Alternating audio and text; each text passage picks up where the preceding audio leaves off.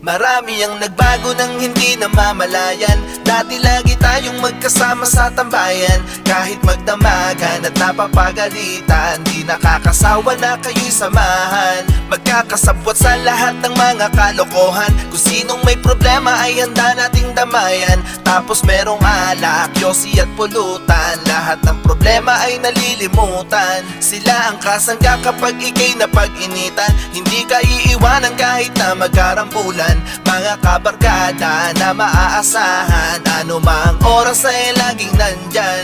Kahit na magkaroon man tayo ng tampuhan, sa mga bagay-bagay ay di magkaintindihan. Di nun masisira ang pinagsamahan at kung ano tayo bilang magkakaibigan. Mga kulitan natin nung magkakasama, tambay at inuman na hanggang